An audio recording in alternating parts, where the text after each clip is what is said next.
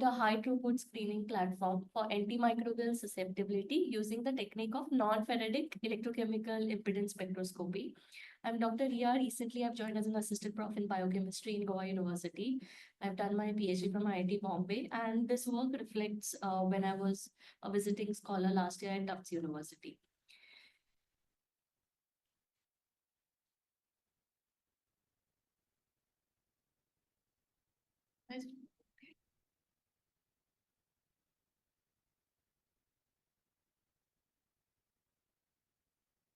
So I'll quickly go to the objective of work. I'll give a summary and explain the results and discussions, what was published here.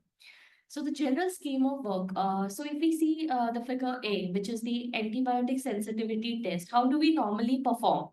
So if we want to check the antibiotic sensitivity of against any microorganism, it's a microbiological work where we will inoculate an agar plate, we will grow, we'll put the antibiotic disc, and next day we will observe for the zone of clearance around the met growth of bacteria. So if you see, it's a more than 1 day procedure because first you will have to plate the organism, allow it to fully grow on your agar plate, and then place the antibiotic disc, and then the following day you will observe for the result. And antibiotic resistance mechanisms have been developed in various microbes why they will either degrade the antibiotic or they will have a resistant plasmid or there are some altering enzymes. So the work which is proposed is how about we have an interdigital electrode platform. You record the impedance of your bacteria and then you incubate the bacteria with antibiotic and again measure the impedance. So being a very sensitive technique, there could be some differences which you can observe and relate your results to. So it's as simple as that.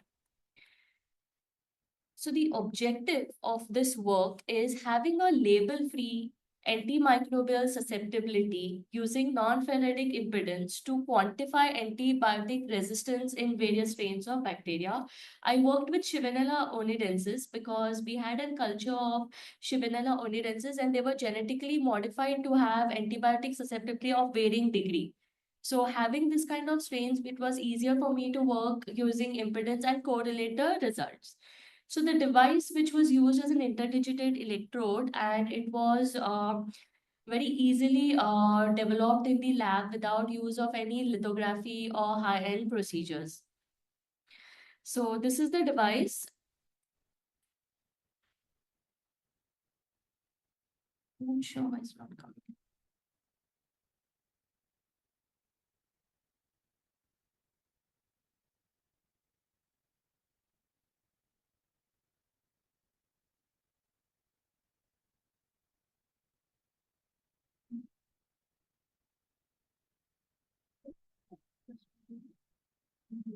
Run from here.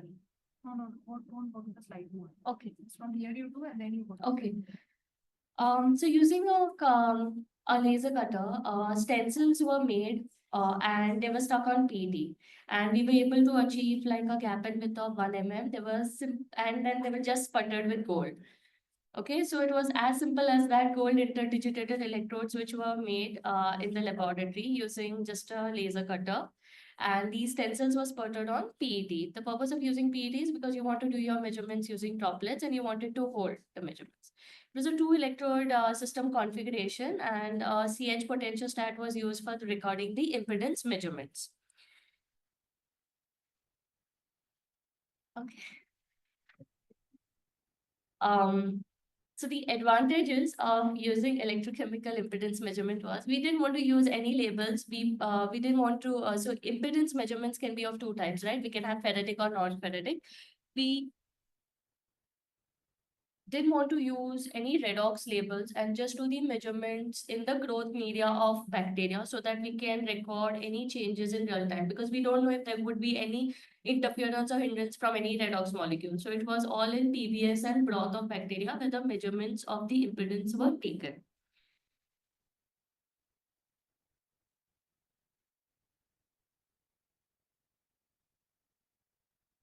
So non-Faradaic impedance measurements would tell us two things. If there is any alteration of capacitance on the electrode surface and if there is any molecular layer organization. And all of these were recorded using our PBS buffer or using the broth of bacteria. So since these IDs were fabricated in lab, we had to make sure that it works well. So a background calibration was performed of ID in three different substances, like just a this is a representation of the magnitude and phase plot in air, DI water, and PBS, and we got a very characteristic plot of phase for all three dielectrics which were used, which is indicated in these plots. So the mechanism of antibiotic kanamycin on Shivanella would be, every antibiotic would have a different mechanism of microorganisms. Here, the antibiotic kanamycin attaches to the bacterial ribosomes and it prevents the synthesis of proteins and it disrupts the growth. So it leads to a bactericidal effect, like it lyses and releases the content. So if this is the mechanism of action of antibiotic, how would it reflect in an impedance plot? Because it has a bactericidal effect, it causes the membrane to disintegrate and releases all the content of the cell into the medium, which would cause a decrease in impedance because it would make the medium now more conductive because of release of contents of the cell into the broth. So we measured impedance profile of various strains of Shivanella of varying degree of antibiotic susceptibility, and we observed or we could comment on the minimum dose required to do the change.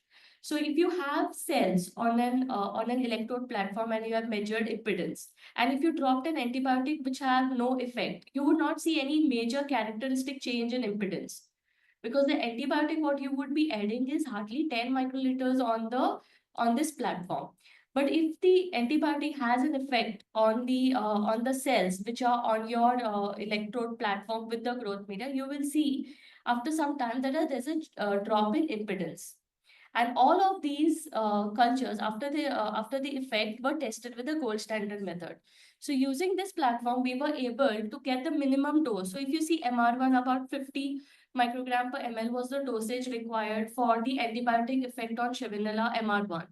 Similarly, the next plot, if you see of the next strain, IV261, you need a dose of 100 microgram. You see there is no change with 50 microgram. So that dose is not sufficient for the IV261 strain. But when you increase the dosage of antibiotic, you see a drop in impedance. So this is the study which was done for about 5 strains and a minimum dosage of it was noted. We performed simple Rendel's model and got the modeling of all the impedance data done for all the 5 strains. And we were able to comment that when high resistant barrier of cells is disrupted because of the effect of antibiotic, a decrease in solution resistance is seen. And by the plots as well as after the modeling, we were able to correlate the results. So this was the significance of the work and a flexible IDE-based platform for rapid on-site monitoring for an impedance run of just 2 minutes and an antibiotic time of 10 minutes effective to identify the susceptibility of the cells with the antibiotic was performed. Thank you.